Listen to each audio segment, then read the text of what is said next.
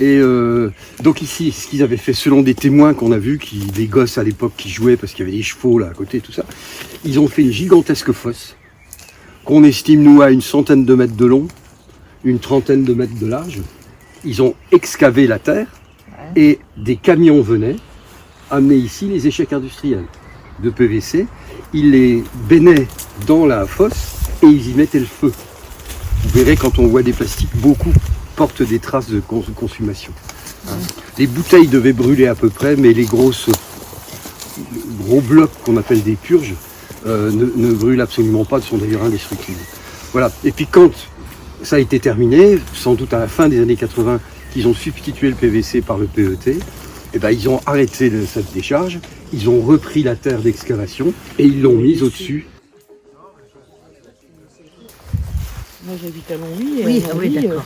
Il y a énormément de friches industrielles. C'est pas le moment de l'abîmer. Ah bah ouais, c'est ça. On est à Vittel, on visite si on peut dire, une décharge bien connue mais bien cachée et pas tant que ça. Donc un scandale de pollution. En 1969, à la demande d'Air France, qui donne à boire de l'eau de Vittel, les cartes Vittel en verre dans les avions, mais les avions des fois ça a des trous d'air, et donc les cartes Vittel cassaient, blessaient les passagers, et on demandait à Vittel, est-ce que vous n'auriez pas une autre solution pour mettre l'eau en bouteille? Et donc ils ont eu l'idée ici, peu importe comment, je ne sais pas, de mettre l'eau dans du plastique, comme on le faisait à l'époque, comme le faisait le sieur à l'époque, avec l'huile et le vinaigre. Et c'était du PVC. Donc la société des eaux de Vittel, entreprise familiale, n'avait pas assez d'argent pour convertir l'usine en usine de plasturgie. Donc Nestlé est arrivé dès 69 et a pris 30% des parts de l'usine pour mettre en place la ligne d'embouteillage de plastique. D'accord ? Et au début, le processus n'était absolument pas bien maîtrisé. Et pendant pas loin d'une vingtaine d'années, pense-t-on, on n'a pas de certitude, tous les échecs industriels étaient enterrés.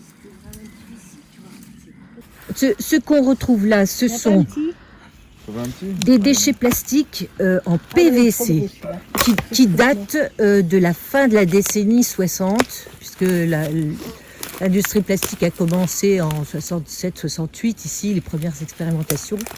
Donc fin décennie 60 et décennie 70. Voilà. Tout ça fait courir un risque de pollution énorme, de pollution avec le plastique, avec tous les composants qu'il y a autour du plastique, de microparticules, etc. Et c'est donc l'action justement du collectif, c'est de mettre Vittel devant ses responsabilités pour qu'ils viennent récupérer leurs déchets et qui restaurent et qui traitent la terre pour la restaurer, parce qu'on est aussi au-dessus d'une nappe phréatique et ça veut dire que toute l'eau va être contaminée, toute l'eau d'abord leur propre eau qu'ils vendent à la consommation, et puis l'eau qui permet l'irrigation, qui permet l'agriculture. Si je m'abuse, vous nous avez dit aussi qu'en dessous il y avait la source Épar. On est sur l'impluvium, sur le périmètre de protection de la nappe Épar. Voilà. Qui s'étale supposer que la source Épar, enfin la nappe Épar est touchée aussi. Et à souligner, parce que je pense que c'est quelque chose d'important, c'est vraiment la vigilance citoyenne qui a permis de faire connaître cette histoire.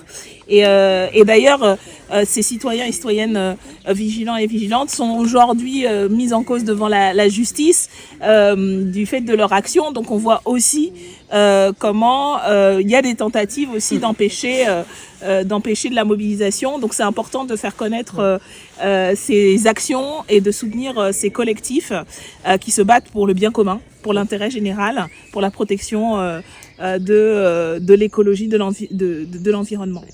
Ce sont les lanceurs d'alerte qui sont devenus experts. Voilà. Quand on sait que cette décharge est sur une parcelle, propriété de Nestlé aujourd'hui, gérée par la filiale Agrivert de Nestlé, on se dit, mais le mensonge.